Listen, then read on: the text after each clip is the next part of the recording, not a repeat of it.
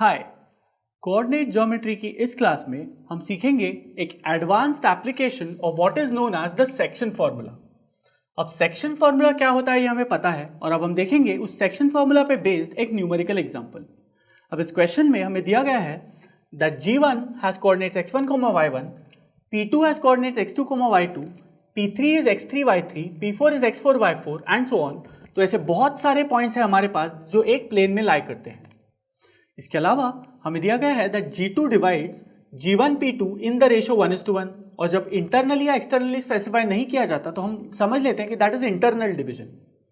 इसी तरह G3 divides G2 P3 in the ratio 1:2, G4 divides G3 P4 in the ratio 1:3 and so on. तो in general Gn divides Gn-1 Pn in the ratio 1:n-1। अब हमें find करने हैं coordinates of G100 जब xk is equal to k and yk is equal to k। तो ये question एक बहुत कॉम्प्लिकेटेड और क्रिप्टिक फॉर्म में दिया गया है, लेकिन हम इसे सेक्शन फॉर्मूला से आसानी से सॉल्व कर सकते हैं। सबसे पहले देखते हैं कि सेक्शन फॉर्मूला होता क्या है। वेल, जब हमें दो पॉइंट दिए गए हों, पहले पॉइंट का कोऑर्डिनेट्स मान ले है xa, ya और ये पॉइंट है a, और दूसरे पॉइंट के कोऑर्डिनेट्स हम मान लेते हैं yb, या xb, yb, और ये जो पॉइंट है दैट इज पॉइंट b। तो अगर इस स्ट्रेट लाइन सेगमेंट ab को ज्वाइन किया जाए और अगर एक ऐसा पॉइंट मान ले जिसका कोऑर्डिनेट्स मान लेते हैं q, तो इसके कोऑर्डिनेट्स होंगे xq, yq। अब नोट कीजिए कि अगर ये पॉइंट इस लाइन सेगमेंट को m:n रेशो में डिवाइड करता है तो हम xq और yq आसानी से ढूंढ सकते हैं बाय द सेक्शन फॉर्मूला। अब अगर ये सिनारियो है तो हम लिख पाएंगे that xq will be equal to m into xb plus n into xa और डिवाइड हम इसे करेंगे बाय m प्लस n, तो हम लिखेंगे डिनोमिनेटर में m प्लस n। इसी तरह अगर yq के लिए एक्सप्रेशन लिखना हो तो वो भी बिल्कुल सिमेट्रिक होगा। yq will now be m into yb plus n into ya upon m plus n। तो अगर हमारा रेशियो m:n दिया गया होगा तो हम इस तरह xq और yq फाइंड कर सकते हैं। अब यही फंडामेंटल हम यूज करेंगे और इस फंडामेंटल का नाम है सेक्शन फॉर्मूला। अब इस पर्टिकुलर क्वेश्चन में हमें दिया गया है दैट पॉइंट G1 P2, तो G1 P2 एक लाइन है जिसे G2 डिवाइड करती है। तो सबसे पहले G1 P2 ड्रॉ कर लेते हैं। This is point G1, this is the point P2। तो G1 P2 is a straight line और हम इस लाइन को G2 डिवाइड कर रहा है इन द रेशो 1:1।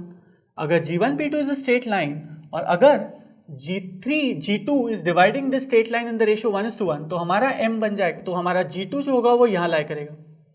हमें G1 के कोऑर्डिनेट्स पता है is equal to x1 and y1 और हमें P2 के कोऑर्डिनेट्स भी पता है दैट इज x2, y2। अब इसी तरह हम G2 के कोऑर्डिनेट्स फाइंड कर सकते हैं। अब नोट कीजिए कि यहाँ पे रेशियो है 1:1, तो ये m हुआ 1 और n हुआ 1। अब m और n अगर 1 है तो हम इससे G2 के कोऑर्डिनेट्स फाइंड कर सकते हैं। अगर हमें G2 के कोऑर्डिनेट्स फाइंड करने हैं तो हम लिखेंगे कोऑर्डिनेट्स ऑफ G2, तो हम स्पेस बना लेते हैं for the x coordinate and for the y coordinate. अब इसका मतलब होगा G2 के कोऑर्डिनेट्स होंगे 1 इंटू x2, तो x कोऑर्डिनेट होगा 1 into x2 plus 1 into x1 by the section formula upon m plus n that is 1 plus 1। इसी तरह G2 का y कोऑर्डिनेट होगा 1 into y2 plus 1 into y1 upon 1 plus 1, क्योंकि m plus n is 1 plus 1। तो यहां से हम G2 के कोऑर्डिनेट्स फाइंड कर सकते हैं। और अब अगली स्टेटमेंट है कि G3 divide G2 P3 in the ratio 1:2। इसीलिए अगर हम G2 P3 लाइन बना दें तो उसमें से G2 लाई करेगा यहां पर और P3 लाई करेगा कहीं यहां पर। अब हम G2 P3 के बीच में एक स्ट्रेट लाइन बना लें तो नोट कीजिए कि G2 के कोऑर्डिनेट्स हमें इससे पता चल जाएंगे।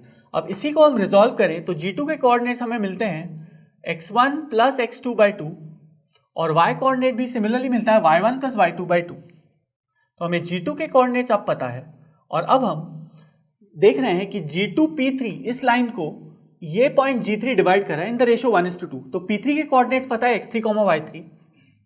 अब P3 के कोऑर्डिनेट्स है x3, y3 और अगर एक ऐसा पॉइंट हम इस लाइन सेगमेंट पर ले लें जो है G3 जो कि डिवाइड करता है इस लाइन सेगमेंट को 1:2 रेशो में, तो नोट कीजिए कि इस केस के लिए हमारा m रेशो हो जाएगा 1 और हमारा n हो जाएगा 2। अब अगर हमारा m 1 है और n 2 है तो फिर एक बार हम ये सेक्शन फॉर्मूला यहाँ पे अप्लाई कर सकते हैं और इससे हमें मिलेंगे कोऑर्डिनेट्स ऑफ G3। अब G3 के कोऑर्डिनेट्स होंगे, अगर हम G3 के कोऑर्डिनेट्स यहाँ लिखना चाहें तो हम लिखेंगे x coordinate of G3 and y coordinate of G3। अब x कोऑर्डिनेट ऑफ G3 होगा 1 इंटू x3, तो हम लिखेंगे 1 into x3 plus 2 into x1 plus x2 upon 2, तो हम लिखेंगे 1 into x3 plus 2 into x1 plus x2 upon 2, जो हम बन जाएगा 2 into x1 plus x2 upon 2 by the section formula divided by m plus n, that is 1 plus 2। इसी तरह अगर y कोऑर्डिनेट की बात करें तो वो होगा 1 इंटू y3 और फिर हम लिखेंगे 2 into y1 plus y2 by 2, तो यहां हम पाएंगे 2 into y1 plus y2 by 2 और इसके डिनोमिनेटर में होगा 1 plus 2, that is m plus n। और अब अगर हम इसे रिजॉल्व करें तो हमें G3 के कोऑर्डिनेट्स मिल जाएंगे। और अगर हम एक और डायग्राम बना दें to express the line G3, P4, तो इसी तरह यही सीरीज ऑफ कॉम्पिटिशन हम परफॉर्म करते जाएंगे और अगला जो पॉइंट है वो है G3 यहां पर।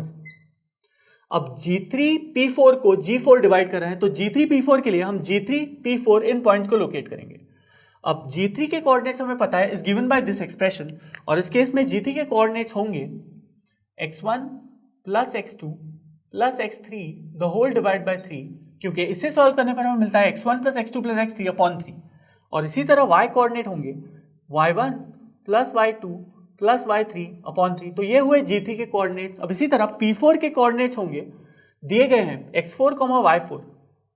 तो अब नोट कीजिए कि इस एक्सरसाइज को हम कंटिन्यूसली परफॉर्म कर सकते हैं। अब G3 P4 को G4 डिवाइड करेगा इन द रेशियो 1:3, तो इसीलिए अगर एक पॉइंट मान ले G4 जो कि इस लाइन को डिवाइड करेगा इन द रेशियो 1:3, तो फिर हम सेक्शन फॉर्मूला अप्लाई करके फॉर M1 एंड N3 इसके लिए एक करस्पॉन्डिंग एक्सप्रेशन फाइंड कर सकते हैं।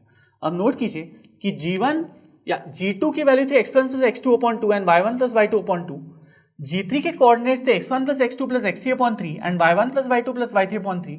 और अगर G4 के कोऑर्डिनेट्स फाइंड करें तो इसी सेक्शन फॉर्मूला से G4 के कोऑर्डिनेट्स होंगे x1 plus x2 plus x3 plus x4 upon 4 and y1 plus y2 plus y3 plus y4 upon 4। और इसी प्रोसीजर को कंटिन्यू करते हुए, क्योंकि इन general Gn divide Gn minus 1 Pn in this ratio, तो इसी एक्सरसाइज को रिपीट करते हुए हम आखिर में पाएंगे that the coordinates of the point Gn will be given by x1 plus x2 plus x3 right up till xn divided by n, और इसका y कोऑर्डिनेट भी सिमिलरली होंगे y1 plus y2 plus y3 right up till yn the whole divided by n। लेकिन यहां पर हमें find करना है G100, तो अगर हम n को 100 डाल दें तो हमें मिलेगा that G100 will now consist of these two coordinates, तो x1 plus x2 plus x3 right up till x100, तो हम लिखेंगे x1 plus x2 plus x3 right up till x100 the whole divided by n, जो हमारे case में 100 है। और y coordinate भी सिमिलरली होंगे y1 plus y2 plus y3 right up till y100, क्योंकि n is 100 divided by n that is 100 again. तो ये होंगे कोऑर्डिनेट्स ऑफ G100। लेकिन हमें फर्दर दिया गया है कि xk is equal to k and yk is equal to k। xk is equal to k का मतलब x1 will be 1, x2 will be 2, x3 will be 3, x4 will be 4 and so on. तो इसीलिए हम लिखेंगे that this G100 will now lead us to, इससे हम पा सकते हैं that G100 will now be G100 will now be 1 plus 2 plus 3 right up till 100 the whole divided by 100, comma 1 plus 2 plus 3 plus 100 the whole divided by 100। अब यहाँ पे हमने क्योंकि 100 लिखा है क्योंकि y1 is also given by yk is also given by k, तो y1 will be 1, y2 will be 2, y3 will be 3 and y100 will be 100। तो हमें इस तरह का एक एक्सप्रेशन मिलता है जिसे हम अरिथमेटिक प्रोग्रेशन के फॉर्मूला से आसानी से सॉल्व करते हैं। तो अब हम लिख पाएंगे that G100 will now be, अब अगर हम इन सारों को ऐड करें तो ये एक sum of first n natural numbers हो जाता है जिसका फॉर्म है n इंटू n प्लस 1/2। और अगर वही फॉर्मूला यहाँ यूज करें तो हमारा n इज 100, तो हम लिखेंगे 100 into n plus 1 that is 101 upon 2। लेकिन यहाँ पे एक डिनोमिनेटर है तो वो भी 100 रिटेन करेंगे। इसी तरह y कोऑर्डिनेट भी होगा n into n plus 1 upon 2, लेकिन फिर यहाँ डिनोमिनेटर में 100 है तो हम यहाँ रिटेन करेंगे और ये 100s दोनों जगह से कैंसिल आउट हो जाएंगे तो हमें मिलेंगे final coordinates of G100 as 101/2 and 101/2. तो हम लिखेंगे that the coordinates of point G100 will be x coordinate is 101/2 and y coordinate is again 101/2. और इस तरह हमने पॉइंट G100 के x और y कोऑर्डिनेट्स आसानी से फाइंड कर लिए using the section formula multiple times and noting the relation between the various points G2, G3, G4 and in general Gn.